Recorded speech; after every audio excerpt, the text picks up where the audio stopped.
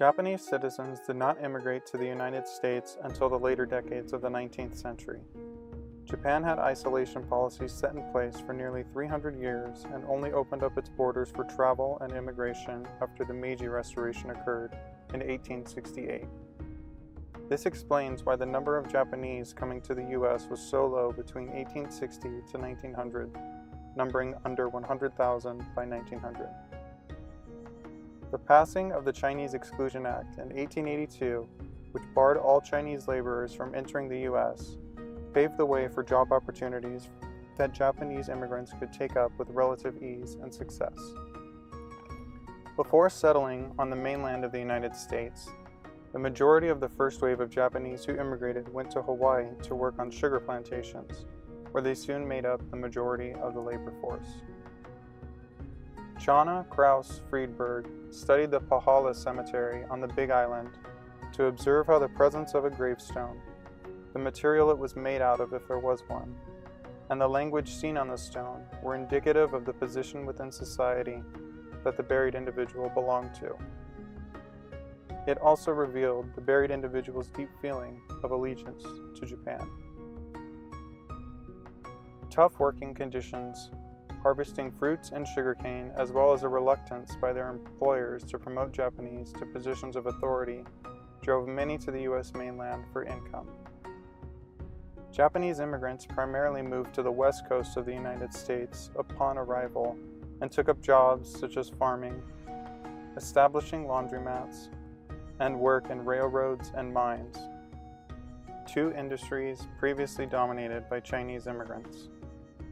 The initial group of immigrants that were born and raised in Japan was known as Issei, which translates to first generation, and the children they would conceive in the U.S., Nisei, or second generation. More than 60% of Japanese immigrants who came over up until 1900 were male, which led to infighting over women constantly. If an immigrant came to America before he found a wife in Japan, he would have a very difficult time finding a spouse in the States, due to the reluctance of American women to date Asian immigrants. The Japanese women who did come over usually only did so with their husband or came to reunite with them and start a family in the U.S. Very few women came alone or without a plan to marry on arrival. Evelyn Nakano Glenn puts a focus on the strength and aptitude of these women who chose to leave behind their family to start a new life across the Pacific Ocean with their loved one, and the hardships they were submitted to, such as extremely menial jobs and constant racial abuse. Some of these women who came over did so because of an arranged marriage and met their husband for the first time when they stepped off the boat into America. These women were known as picture brides, and the men in the photographs often used outdated images, sometimes even decades old, to increase their chances of gaining a wife. As the Japanese encountered success and innovations in the workplace, anti-Japanese sentiment began to emerge, just as it had with the Chinese decades before. The Gentleman's Agreement, a secret arrangement made between President Roosevelt and Japan in 1907, was surmised to remedy the issue. This unannounced act allowed Japan to send over as many immigrants to Hawaii as it pleased, but barred Japanese citizens from immigrating to the continental U.S. This is viewed as a polite gesture by Roosevelt to spare Japan from receiving an embarrassing showcase in front of the world. However, the agreement did not play out as intended, and the Japanese population doubled in the U.S. mainland between 1910 to 1920, rising from 72,000 to over 150,000. This bulletin, created in 1912 by the Anti-Jap Laundry League, is a clear example of racist action taken against the emerging Japanese immigrant population. It was a form of resistance taken by Americans to counter the shrinking laundry market, but near the end goes astray and takes a dig at the health and appearance of the Japanese. A large factor of the disdain felt towards Japanese immigrants was due to their relatively quick success and sometimes domination in trades, such as in the farming industry, where the Japanese held more than 10% of California's crop income by 1920. This was viewed as a threat by competing Americans who had decades of experience behind them. To remedy this issue in a way that the Gentlemen's Agreement failed to do, the state of California passed the Alien Land Law Act of 1913 to prevent Asian immigrants from owning land or leasing it for longer than 3 years. To reinforce the act further, a second alien land law was passed by California legislation in 1920, eliminating the ability to lease land. 4 years after this, the Immigration Act of 1924 essentially eliminated passage and citizenship in America to any nation outside of Europe, with its harsh population quotas based on the 1890 U.S. Census. Japanese farmers at the time only accounted for a minimal percentage of the population, as shown in this chart provided by Masao Suzuki in his 2004 article, Important or Impotent, taking another look at the 1920 California Alien Land Law. Ichiro Azuma discusses how the immigration laws helped create the Yellow Peril and forced many Japanese to cross the border for work as farmers in Mexico and Baja California. Assimilation to the American lifestyle did not come easily. Pictured here is the Nakano family, shown wearing Western-style clothing to better fit into their new society and avoid racist persecution. The change in appearance made an impact, as stated by Amy Tsuyoshi. She claimed that Americans were not necessarily more tolerant of Japanese immigrants simply because they dressed like them, but wearing traditional garb such as a kimono would result in the immigrants receiving looks of mystique and wonder, which only alienated them from the rest of the population. This is an example of how Japanese immigrants were willing to discard pieces of their pride and heritage to help normalize themselves in the eyes of those around them.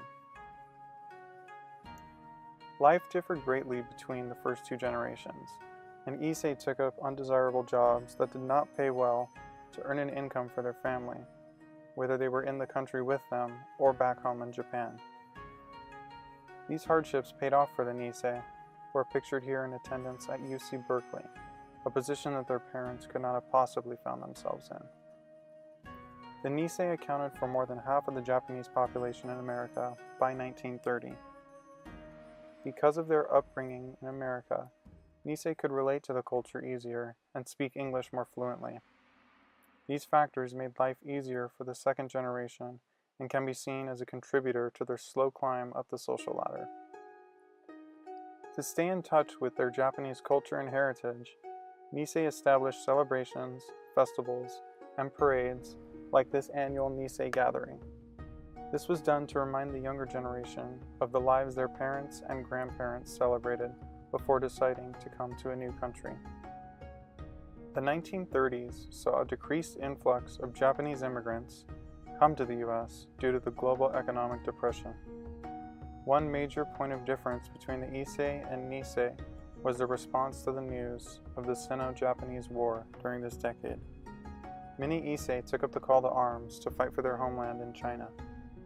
These propaganda posters, created by the Japanese, display their viewpoint as liberators for a new Chinese republic. Due to the multiple land laws barring most Issei from becoming landowners in America, many decided not to return after fighting for Japan, as they felt unwelcomed and only saw a future for the Nisei in America, who held citizenship rights.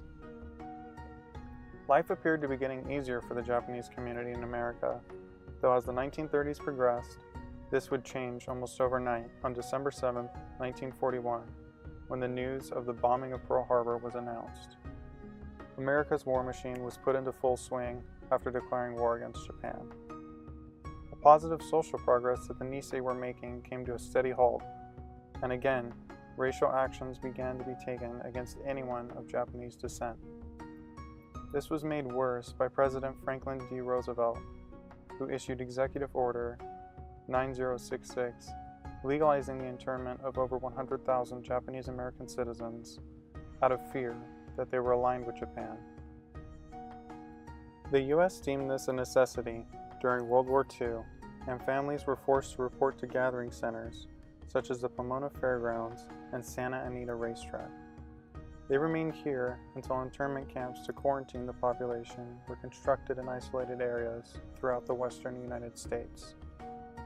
Instructed they could only bring what they could carry, Many Japanese Americans who worked over the past 3 decades to be able to purchase a home and automobile were essentially forced to sell their homes or rent them out. No one knew how long the war with Japan was going to last, and so most ended up taking a financial hit and selling their property for a quarter of its original value. Life in the internment camps was not comfortable or very pleasurable, but Japanese Americans complied to showcase their American loyalty and lower suspicions against their race. Homes did not have heating or air conditioning, were made up of one single room designed to house one family, no matter its size, and no running water or kitchens were available. Bathrooms and dining halls were part of separate facilities, which eliminated part of the family dynamic. Japanese Americans did their best to normalize life within the camps by establishing churches, a free press, and sports and other recreational clubs to pass the time and keep a sense of optimism alive. At times, concerts were held to bring the community together for a celebration, but this did not take away from the fact that the internees were living under the watch of armed guards and surrounded by barbed wire. After the war ended, many of the families who sold their homes were not compensated for cooperating within the internment camps and were forced to start their lives over again.